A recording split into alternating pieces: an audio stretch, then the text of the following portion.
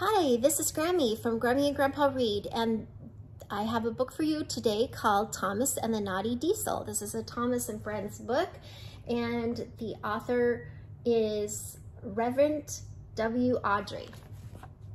Percy wasn't feeling well. Sir Topham Hatt sent him to the train doctor to get better.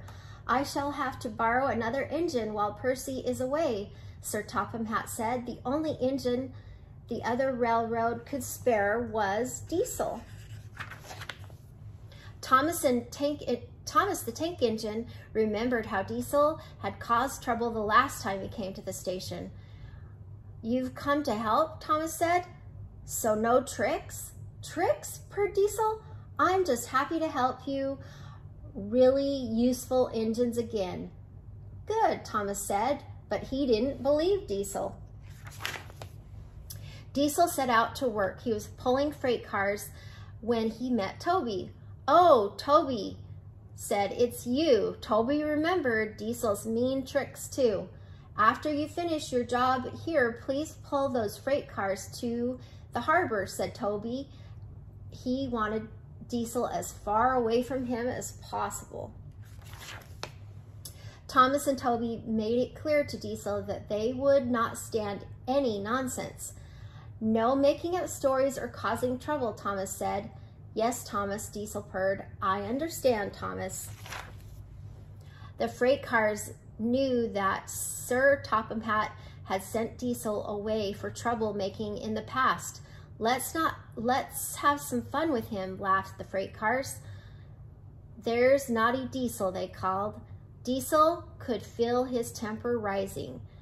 Yes, Thomas, teased the freight cars. I understand, Thomas.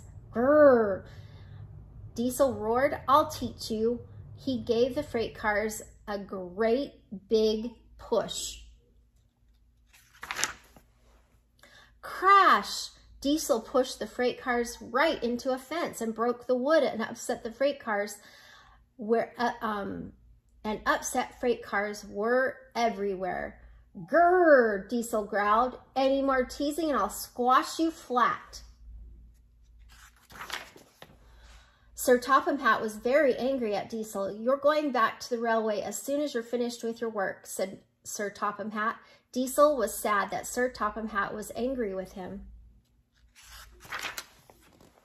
Later that day, Daisy was chugging along when she realized she had an oil leak. Thomas will have to take your passengers, said the driver. Thomas started up the hill, but the tracks were oily and he began to slip. Help, help, said Thomas.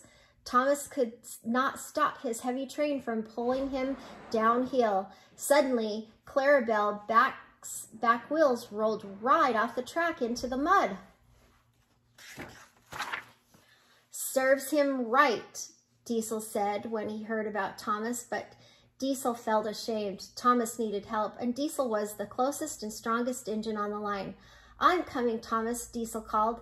Bit by bit, Diesel crept forward on the oily track until he reached Thomas. Soon workmen arrived and helped Clarabelle back on the line. They cleaned the oil off the track and put dry sand on them. Diesel dug his wheels into the sand and pushed Clarabelle. Thomas helped too. Inch by inch, the engines moved forward. Finally, they chugged back to the station.